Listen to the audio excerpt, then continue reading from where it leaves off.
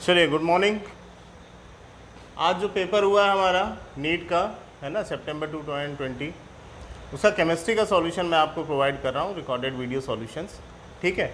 और सेट जो मैं डिस्कस कर रहा हूँ आपके साथ, वो सेट मेरे पास F3 है। तो मेरे जो क्वेश्चंस का सीक्वेंस है वो F3 जो भी जिनको भी सेट मिला होगा उसके अकॉर्डिंग है। अच्छा, क्वेश्चंस मेरे पास यहाँ मोबाइल में PDF फॉर्मेट में है, तो मैं क्वेश्चंस के आंसर या सॉल्यूशंस आपके साथ डिस्कस करूँगा और बाकी आपको PDF अटैच कर दी जाएगी या इसी रिकॉर्डेड सॉल्यूशंस के साथ ही क्वेश्चंस प्रोवाइड कर दिए जाएंगे।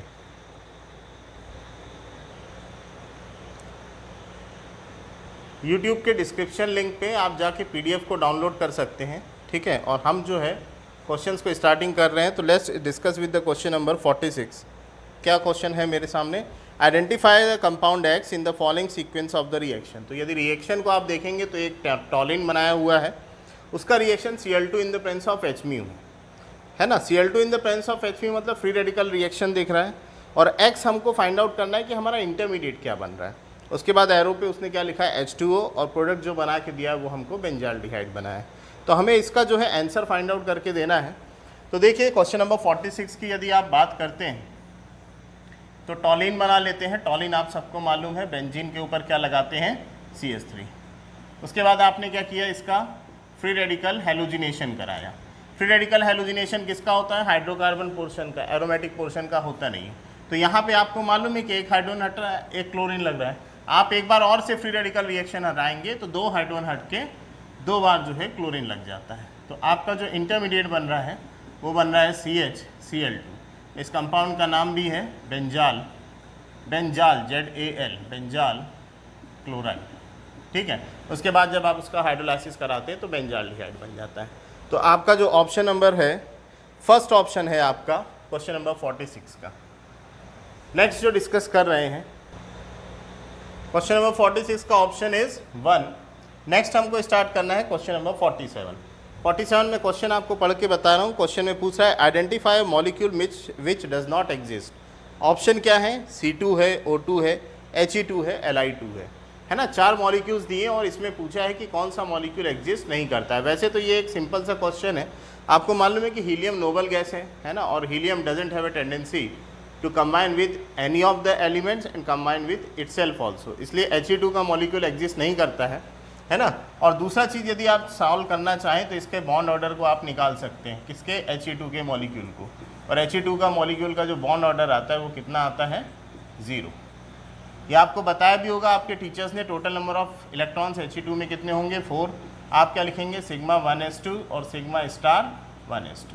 और बॉन्ड ऑर्डर का फॉर्मूला आपको बताया होगा। बॉन्ड ऑर्डर क्या होता है? 1/2 number of bonding electron minus number of anti bonding electron. Bonding electron बिना स्टार वाले हैं, एंटी बॉन्डिंग इलेक्ट्रॉन स्टार वाले। कितने इलेक्ट्रॉन है? 2। 2 - 2 करेंगे 0, 0/2 इज 0। तो इस तरह से He2 मॉलिक्यूल का बॉन्ड ऑर्डर 0 आया है। इसलिए हमारा नेक्स्ट जो क्वेश्चन नंबर 47 है, इसका जो ऑप्शन आ रहा है वो आ रहा है ऑप्शन नंबर 3। चलिए, नेक्स्ट क्वेश्चन है हमारा क्वेश्चन नंबर 48। क्वेश्चन नंबर 48 क्या बोल रहा है? विच of the following is a natural polymer. तो चैप्टर जो क्वेश्चन बिलोंग करता है ये पॉलीमर को बिलोंग करता है, और इसमें जो ऑप्शन दिए हैं वो दिया है हमको पॉलीब्यूटाडाइन, और दूसरा है पॉलीब्यूटाडाइन एक्राइलोनाइट्राइल, तीसरा है सिस-1,4 पॉलीआइसोप्रीन, और चौथा है पॉलीब्यूटाडाइन स्टायरिन। पॉलीमर हमको मालूम है कई सारे मोनोमर से जो मिल के बना उसे हम पॉलीमर्स बोलते हैं, और इसका जो हमारा ऑप्शन आ रहा है वो आ रहा है सिस-1,4 पॉलीआइसोप्रीन। ये हमारा पॉलीमर का एग्जाम्पल है ना। और यदि आप इसका कोई मोनोमर पूछना चाहें तो देखिए क्या लिखा है, पॉलीआइसोप्रीन। तो पॉली को हटा दीजिए तो मोनोमर क्या हुआ? आइसोप्रीन। सिस-1,4 तो पोजीशंस बता रहे हैं, है ना, तो मोनोमर होगा आइसोप्रीन। और इसका IUPAC नेम यदि आइसोप्रीन का लिखना चाहूँ तो मैं लिखूँगा 2-मिथाइल 1,3 ब्यूटाडाइन, है ना। तो यदि आपका 2-मिथाइल 1,3 ब्यूटाडाइन, तो first carbon, second carbon, third carbon 1,3 butadiene और 2-मिथाइल, ये जो है ये मेरा बना है आपके सामने। ये क्या बना है? इसका मोनोमर बना। इसी का पॉलीमर जब आप बनाते हैं तो आपका बनता है सिस-1,4 पॉलीआइसोप्रीन, ठीक है। तो हमारा आंसर आएगा 48 का question number option number 3।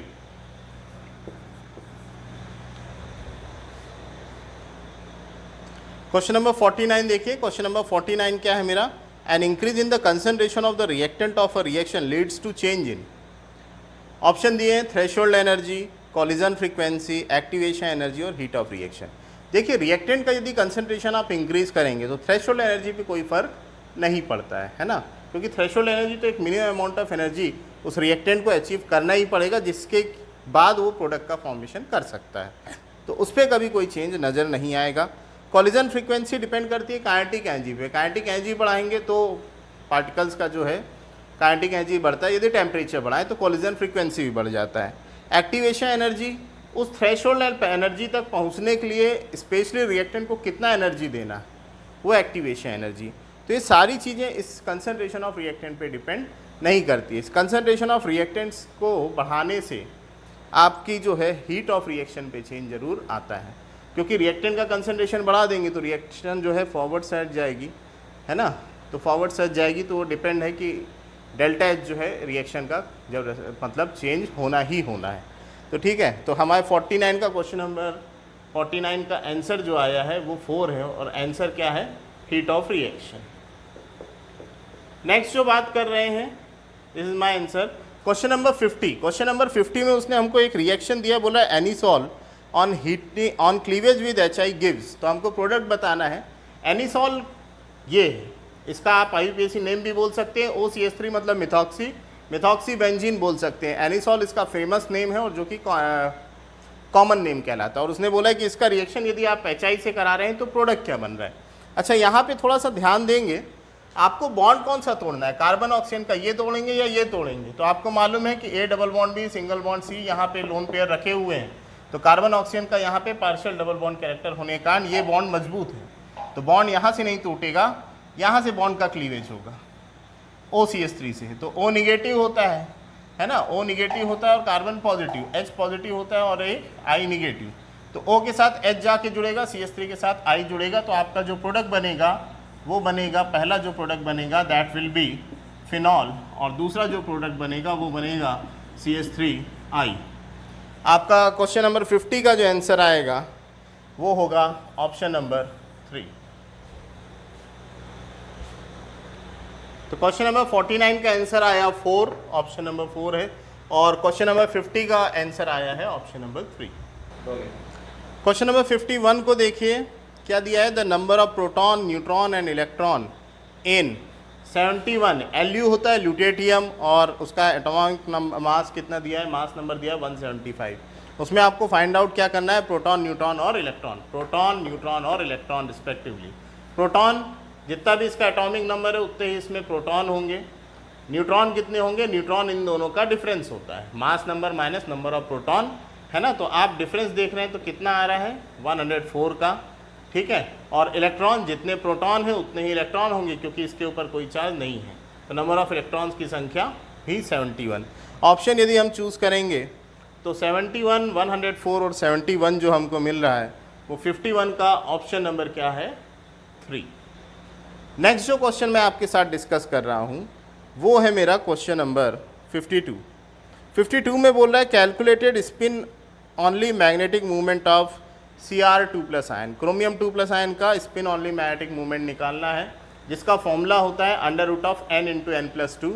n क्या बता रहा है, n बता रहा है नंबर ऑफ अनपेयर्ड इलेक्ट्रॉन। तो क्रोमियम की जब अपन बात करते हैं तो इसमें ध्यान रखिएगा कि क्रोमियम का जो इलेक्ट्रॉनिक डिस्ट्रीब्यूशन लिखते हैं ये एक्सेप्शनल होता है। क्रोमियम का लिखेंगे नॉर्मली यदि आप निकालेंगे तो गलती कर देंगे 4s2 3d4, लेकिन मैंने क्या बोला, क्योंकि half filled orbital full field orbitals का जो स्टेबिलिटी वो ज़्यादा है, इसलिए इलेक्ट्रॉनिक कॉन्फ़िगरेशन है 4s1 3d5। 2+ का मतलब है कि उसने 2 इलेक्ट्रॉन लूज़ कर दिए हैं, और जब 2 इलेक्ट्रॉन लूज़ करता है तो सबसे बाहर के शेल से पहला इलेक्ट्रॉन निकलता है, सबसे पहला इलेक्ट्रॉन 4s से जाएगा, उसके बाद 3d से जाएगा, तो इलेक्ट्रॉनिक कॉन्फ़िगरेशन क्या हो गया 3d4 4s0। 3d4 मतलब d के 5 डब्बे बनाइएगा, 4 अनपेयर्ड इलेक्ट्रॉन मिलेंगे, इसलिए n की वैल्यू 4, ये फॉर्मूला है। n की वैल्यू 4 लिखा, 4 इंटू क्या आया 4+2, तो 4 इंटू 6 करेंगे √24, है ना, 25 का अंडर रूट क्या आता है 5, और उसने अप्रॉक्सीमेट पूछा है हमसे, है ना, तो 24 मतलब 5 से थोड़ा कम, 5 से थोड़ा कम हमारे पास जो ऑप्शन है वो है 4.90, है ना, तो इसका 52 का जो आंसर आएगा वो होगा option number 4, 4.90 bore magenta. Question number 53 की देखिए, क्वेश्चन नंबर 53 जो यहाँ दिया है वो मैच द फॉलोइंग है। ऑक्साइड्स दिए हैं डिफरेंट टाइप के और उनके नेचर से हमको इनको मैचअप करना है, मतलब मैच द फॉलोइंग टाइप का क्वेश्चन है। कार्बन मोनोऑक्साइड, कार्बन मोनोऑक्साइड आपको मालूम है न्यूट्रल नेचर का होता है, ठीक है। दूसरा दिया है बेरियम ऑक्साइड, क्या दिया है? Barium oxide. बेरियम क्या है? बेरियम मेटल होता है। मेटल के ऑक्साइड हमको मालूम है वो क्या होते हैं? बेसिक नेचर के होते हैं। तो बेरियम ऑक्साइड जो है वो बेसिक नेचर का हो जाएगा। तीसरा दिया है Al2O3। तो यहाँ पे एक चीज़ ध्यान रखिएगा, जल पीबो, जल मतलब ZAL, तो जिंक के ऑक्साइड हो, एल्युमिनियम के ऑक्साइड हो, पीबो मतलब लेड Pb, इनके ऑक्साइड्स जो होते हैं वो एम्फोटेरिक होते हैं। तो एल्युमिनियम का जो ऑक्साइड होगा वो एम्फोटेरिक नेचर का होगा। नेक्स्ट दिया है Cl2O7। Cl2O7 जो है ये नॉन मेटल का ऑक्साइड है, क्लोरीन क्योंकि गैस होती है, तो नॉन मेटल के जो ऑक्साइड होते हैं वो एसिडिक ऑक्साइड होते हैं। तो ये 4 ऑप्शन आपको मैंने बता दिए, किससे हमारा ऑप्शन मैच करता है वो देखते हैं, है ना। Carbon monoxide neutral in nature, A का ऑप्शन सेकंड, ए का ऑप्शन सेकंड यहाँ पे मुझे सिर्फ एक ही में दिया है, दैट इज़ ऑप्शन नंबर 4 में। तो 53 का ऑप्शन आंसर जो आएगा वो 4 आएगा, ठीक है। नेक्स्ट जो क्वेश्चन है क्वेश्चन नंबर 54 है, कॉर्निशन केमिस्ट्री का रिएक्शन है ये, और ऐसा रिएक्शन रेयरली हमको कहीं मिलता नहीं है, वो थोड़ा सा यदि हमारे पास एक्स्ट्रा नॉलेज है तो ही हम इसको सॉल्व कर सकते हैं। क्वेश्चन कुछ ये दिया है कि urea reacts with water to form a compound A which will decompose to form B, ठीक है। और फिर दिया B when pass through Cu2+ ion deep blue colour solution C is form. तो what is the formula of C from the following, ठीक है। तो ये थोड़ा सा हिट एंड ट्रायल टाइप का क्वेश्चन है। यदि आप यूरिया का जानते हैं फॉर्मूला, तो यूरिया का फॉर्मूला क्या होता है? यूरिया का फॉर्मूला होता है NH2CONH2। उसका रिएक्शन जब वाटर से करते हैं, उसका रिएक्शन जब वाटर से करते हैं, है ना, तो ये बहुत हमको डिटेल में जाने की ज़रूरत नहीं, थोड़ा सा नॉलेज की बात है। ये हमको प्रोड्यूस करके देता है कार्बन डाइऑक्साइड और एमोनिया, ठीक है। ये हमारा जो आया है urea reaction to form A which will decompose to form B, और ये इसका रिएक्शन जब आप कॉपर से कराते हैं Cu2+ आयन से, तो आपका जो कंपाउंड बनता है वो कॉपर का कॉम्प्लेक्स बनता है। कॉपर का जो कॉम्प्लेक्स बनता है वो डीप ब्लू कलर का होता है, और इसका नाम आपको मालूम है CH3CONH3 का होल 4, है ना। टेट्राअमीन कॉपर ऑक्सीडेशन स्टेट लिखा है ये 2 आयन, तो इसका जो कलर होता है this is the deep blue in colour, ठीक है। तो हमारे लिए जो आंसर आएगा इसका वो आएगा, क्वेश्चन नंबर 54 का जो आंसर होगा वो होगा ऑप्शन नंबर 4। चलिए क्वेश्चन नंबर 55 की बात कर रहे हैं। क्वेश्चन नंबर 55 क्या दिया है यहाँ पे? Match the following and identify the correct option. यहाँ पे पहला जो ऑप्शन दिया है वो CO+H2 दिया है। CO+H2 हमको मालूम है सिन गैस होती है, इसको सिंथेसिस गैस भी बोलते हैं, क्योंकि ये कई सारी गैसेस को बनाने में यूज़ होती है, मीथेन ईथेन टाइप के, इसलिए ये इसका CO+H2 का जो आंसर होना चाहिए वो सिन गैस है। दूसरा temporary hardness of water, water की हार्डनेस 3 चीज़ के कारण होती है, BSC के कारण, बाइकार्बोनेट, सल्फेट और क्लोराइड के कारण, ठीक है। तो बाइकार्बोनेट्स जो होते हैं ये हमारे टेम्परेरी हार्डनेस के लिए रिस्पॉन्सिबल होते हैं, सल्फेट और क्लोराइड परमानेंट के लिए। तो यहाँ पे बाइकार्बोनेट देख लीजिए, मैग्नीशियम का बाइकार्बोनेट दिया है प्लस कैल्शियम का बाइकार्बोनेट दिया है। तीसरा B2H6, B2H6 जो है BH3 का जो मॉलिक्यूल होता है उसका ये डाइमर है, और B2H6 जो है इसको डाइबोरेन बोलते हैं। ये ऑक्टेट कंप्लीट नहीं होता है इसका, इसलिए हाइड्राइड तो है ही भाई, ऑक्साइड क्या होगा जिसमें ऑक्सीजन जुड़ा हो, और हाइड्राइड कौन होंगे जिसमें हाइड्रोजन जुड़ा हो, तो हाइड्राइड तो है ही है, और ये ऑक्टेट कंप्लीट नहीं है इसलिए इलेक्ट्रॉन डेफिशिएंट हाइड्राइड है। चौथा H2O2, H2O2 का नॉन प्लानर स्ट्रक्चर होता है, यदि आप बुक में पढ़ते होंगे तो ओपन बुक टाइप का स्ट्रक्चर होता है, ऐसा रहता है ना। प्लानर मतलब सब चीज़ एक ही प्लेन पे। तो सारे ऑप्शंस मैंने आपको बता दिए, हमारे ऑप्शन से मैच करते हैं। जैसे CO+H2 यहाँ पे सिन गैस के साथ है, ए का थर्ड वाला जो आंसर मिल रहा है वो फर्स्ट और थर्ड में मिल रहा है। B temporary hardness of water जो है फर्स्ट के कारण है, तो ये मेरे को मिला है थर्ड ऑप्शन में, इसलिए थर्ड ऑप्शन मेरा है क्वेश्चन नंबर 55 का ऑप्शन नंबर थर्ड। नेक्स्ट जो डिस्कस कर रहे हैं वो क्वेश्चन नंबर 56 डिस्कस कर रहे हैं, the mixture which shows the positive deviation from Rawls law. Rawls law आपने कहाँ पे पढ़ा है? सॉल्यूशन के चैप्टर में, है ना। और जो सॉल्यूशन रॉल्स लॉ को फॉलो करें, आइडियल सॉल्यूशन, जो नहीं फॉलो करते हैं नॉन आइडियल सॉल्यूशन, और नॉन आइडियल में 2 होते हैं, positive deviation, negative deviation. Positive deviation उनके द्वारा शो किया जाएगा उन सॉल्यूशंस के द्वारा जिनमें सॉल्यूट और सॉल्वेंट का इंटरेक्शन जो है वो डिक्रीज हो जाता है। ठीक है, जैसे आपका जो ऑप्शन यहाँ पे है, ऑप्शन है इथेनॉल प्लस एसीटोन। एसीटोन जो होता है वो आपका एक नॉन पोलर हो गया, और इथेनॉल जो है अल्कोहल है, उसमें हाइड्रोजन बॉन्डिंग होती है। तो जब दोनों को आप मिलाते हैं इथेनॉल और एस्टोन को, तो एस्टोन के मॉलिक्यूल्स जो हैं वो अल्कोहल्स के बीच में जाके बैठ जाते हैं। जैसे पानी में आपने शक्कर डाला तो शक्कर पानी में जाके बैठ जाती है, तो उसके कारण से क्या होता है, हाइड्रोजन बॉन्ड ब्रेक हो जाते हैं, फोर्स ऑफ अट्रैक्शन वीक हो जाता है, मॉलिक्यूल्स जल्दी से वेपराइज होते हैं, वेपर प्रेशर बढ़ा देते हैं। वेपर प्रेशर यदि ज़्यादा होगा आइडियल सॉल्यूशन के वेपर प्रेशर से तो पॉजिटिव डेविएशन। तो इसका जो ऑप्शन होगा इथेनॉल प्लस एसीटोन। तो 56 का आंसर नंबर क्या आया, 3। नेक्स्ट जो हमारा क्वेश्चन नंबर 57 है वो डिप्रेशन फ्रीजिंग पॉइंट से रिलेटेड है, और हमें मालूम है कि ये कॉलिगेटिव प्रॉपर्टी होती है जो कि सॉल्यूशन चैप्टर से ही। तो डिप्रेशन फ्रीजिंग पॉइंट के लिए हमारे पास फॉर्मूला होता है delta TF is to KF into M। M represents molality, KF represent करता है freezing point depression constant. Question मैं पढ़ देता हूँ 57। The freezing point depression constant of benzene is 5.12 Kelvin kilogram per mole. The freezing point depression for the solution of molality 0.078 containing a non-electrolyte solute in benzene। आपको answer कैसे देना है, rounded off up to 2 decimal places, है ना। तो यहाँ पे formula हमारा delta TF is equal to KF into M। KF क्या कहलाता है, molar depression freezing point constant. Benzene के लिए दिया हुआ है वैल्यू 5.12, मोलैलिटी भी दिया 0.078, इसको मल्टीप्लाई करेंगे तो 0.339। उसने बोला है राउंडेड ऑफ करना है आपको, तो राउंडेड ऑफ करके अप्रॉक्सीमेट आंसर इज 0.40 केल्विन। ठीक है, और इसका जो ऑप्शन हमारे साथ मैच कर रहा है 57 का, वो है ऑप्शन नंबर 1, है ना। सेट F3 हम लोग डिस्कस कर रहे हैं।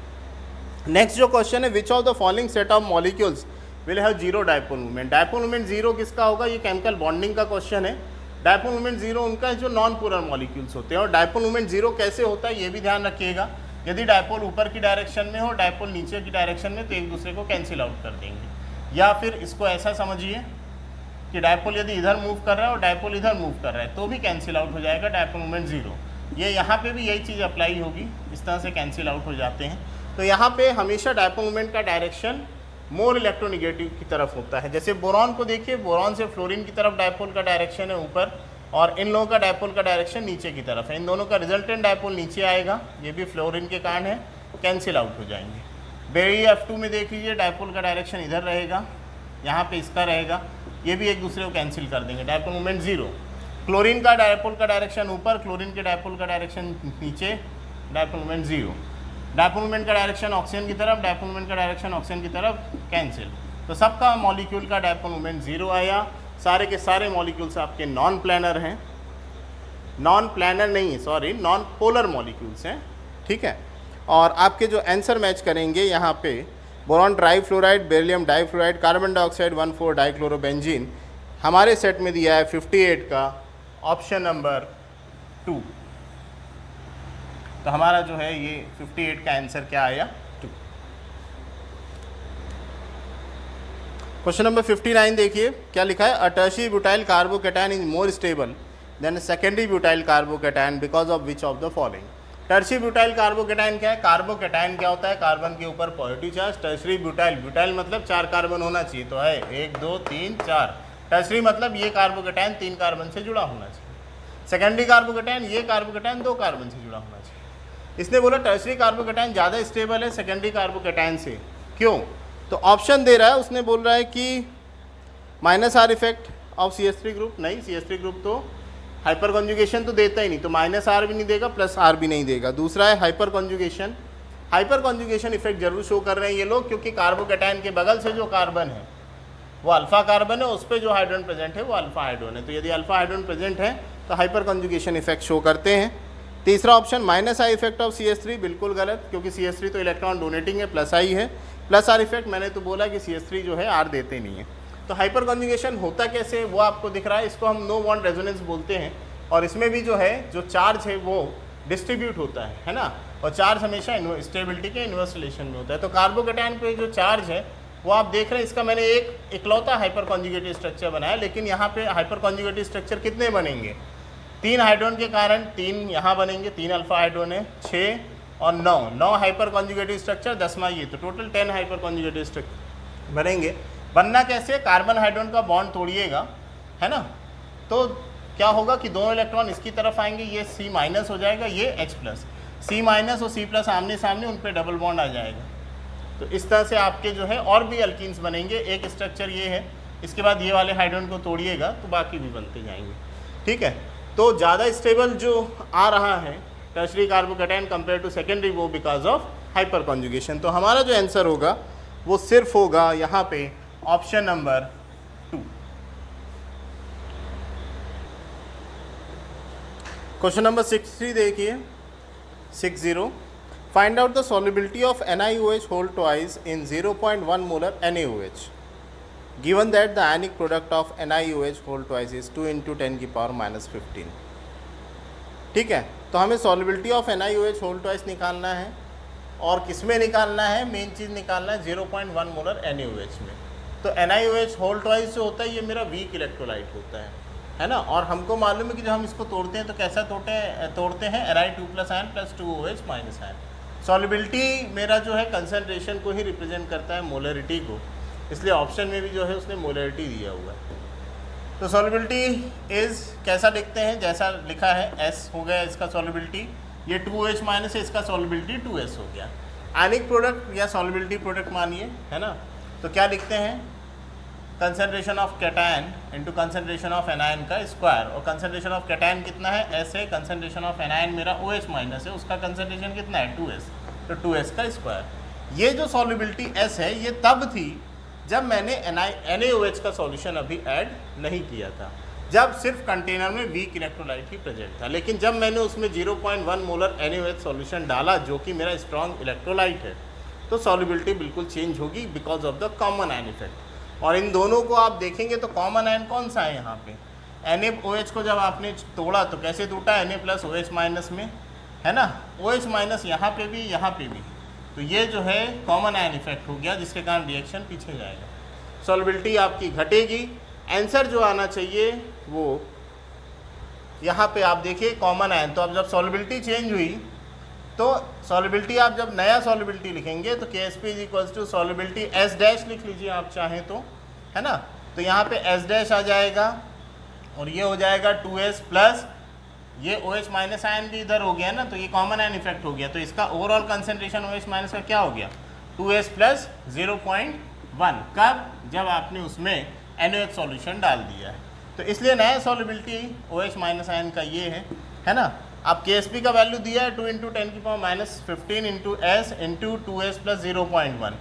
हायर जो पावर वाला रहता है उसमें से सॉल्युबिलिटी के वैल्यू को निगलेक्ट कर दिया जाता है, ठीक है, इसलिए सॉल्युबिलिटी का वैल्यू हुआ 0.1 का स्क्वायर, ये मल्टीप्लाई है, डॉट नहीं है ना, S × 0.1 का स्क्वायर मतलब 0.01, ये 0.01 नीचे लाइए तो 10⁻⁻2 लिख दिया उसको मैंने, तो 2 × 10⁻15/10⁻2 सॉल्युबिलिटी का वैल्यू आया 2 × 10⁻13 मोलर। तो ये हमारा आंसर है। ऑप्शन में यदि हम इसको मैच करेंगे तो ऑप्शन नंबर 3 ये हमारा क्वेश्चन नंबर 60 का आंसर है। Good morning friends. तो अभी तक जो भी आपने देखा है वो पार्ट 1 देखा है नीट 2020 केमिस्ट्री सॉल्यूशंस का, है ना। पार्ट 2 भी अभी कंटिन्यूएशन में हम लोग अपलोड करने वाले हैं। जब तक आप इन सॉल्यूशंस को देखिए और अपना फीडबैक और जो भी रिस्पॉन्स है उसको ज़रूर रिप्लाई करिएगा। Thanks for watching.